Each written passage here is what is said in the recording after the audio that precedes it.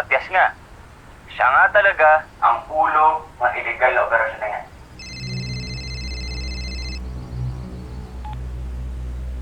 Yes. Verdugo, tahimik lang dito sa presinto. Wala pang gumagalaw sa mga tao ni Delgado. Tuloy na rin ang arraignment ni Matias. Ililipat na siya sa provincial jail. Mukhang wala kang dapat ikabahala, Verdugo. Okay. Basta alerto ka lang. Always, boss.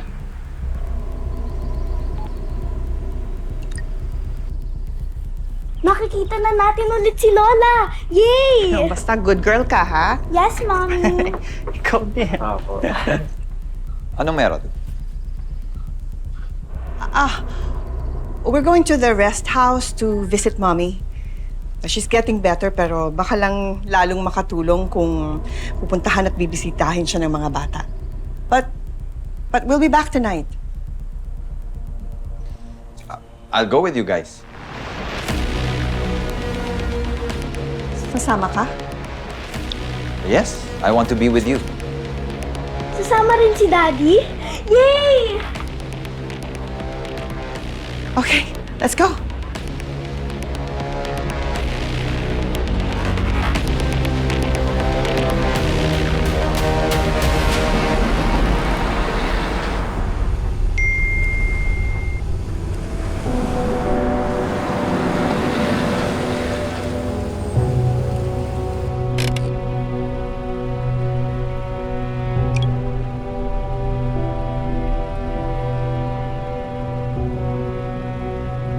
Okay ka lang? Sumama daw sa kanila si Kuya Tomas.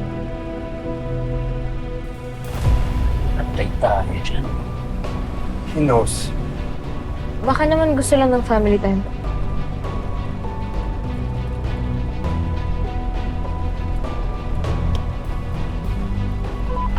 Major, si Andrew to. Ipagbabago. Ma'am si Kuya Tomas kina Ate Yvette. Papunta sa rest house. Copy. Andrew, Sabi mo kay Beto, diretso sa rest house. pagkatapos nun, kami na bahala sa kanya. All units, set up plan. Diretso tayo sa rest house. Secure the D-zones. Ako na bahala kay Verdugo. Loud and clear, sir.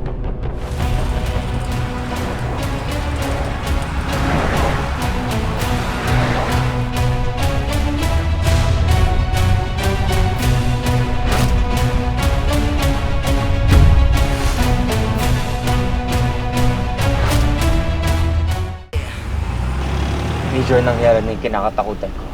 Mas delikado rin pamilya ko ngayon dahil sumama si Kuya Tomas. Major, hindi ito yung plano natin.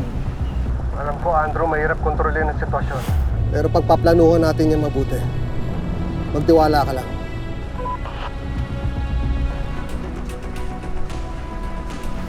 Hindi kami makakakilos hanggat hindi kami nakakasiguradong ligtas ang pamilya mo. Alam naman natin pwedeng gawin, Tomas. Kahit sa mga taong malapit sa kanya. Kaya kailangan natin ilagay sa ligtas na lugar ang pamilya mo. Bago namin hulihin si Verdugo. Itay, paano po kung may idea na po siya? That's exactly what I'm thinking. If Thomas is as careful as we believe, there's a strong chance he senses something is off. Tsaka kung may kutob nga siya, hindi na yung lalayo sa pamilya niya. Babakuran niya na yun. And if that happens, this stop being a clean operation. It can be hostage situation. Kaya kailangan unahan natin siya. Mangyayari lang yun kung malaman ni Ate ito. Mas may laban siya. Pwede niya tayong tulungan.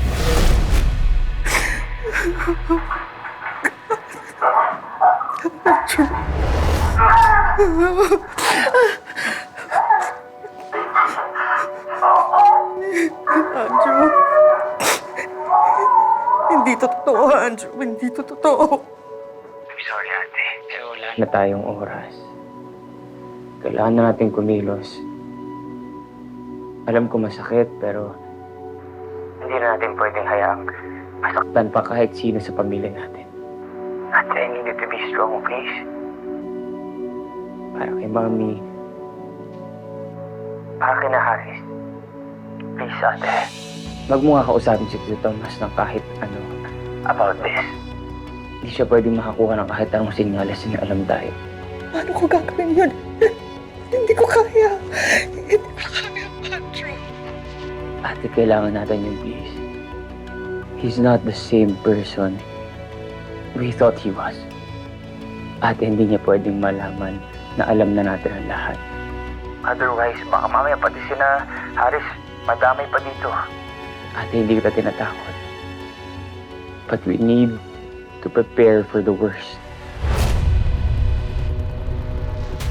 And this is how we protect our family.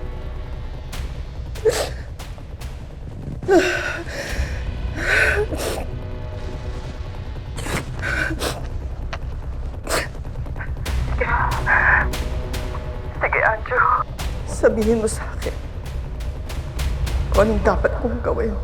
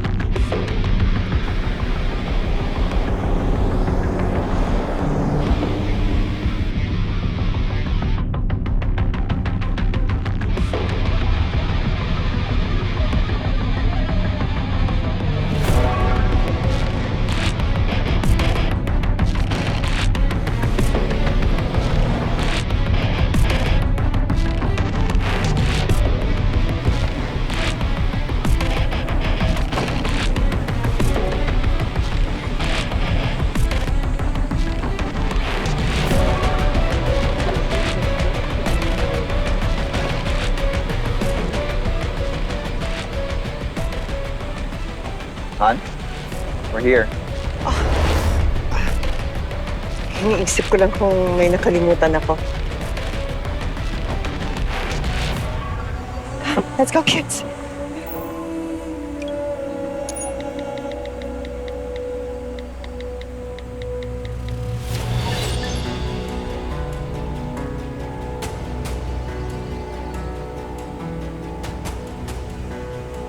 Sino kausap mo?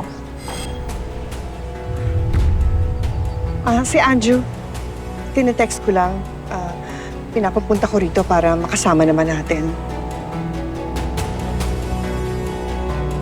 I miss you.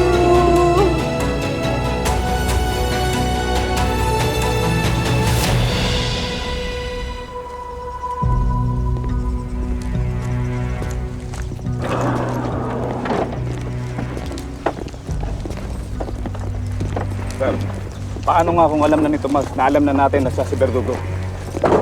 Ano ibang sabihin? Natin din siya bago tayo papasok. Hindi ba posible yun, sir? Nauli na natin si Salazar bago pa siya makapagtinte. Wala na siyang mata sa atin. Kaya isipin na lang natin kung paano natin ilalabas ang mga diso. Hello. Kamusta ka na, Ma? Okay, mabuti naman. Mami, iniinom mo ba yung gamot mo? Of course. Good girl ba si Mami, Yaya? What? Good girl. O, di ba? Gusto mo na mag-swimming? Excited mag-swimming to, Ma. Oh, malinis. Nilinis nila ang pool. It's waiting for you. See? It's so exciting.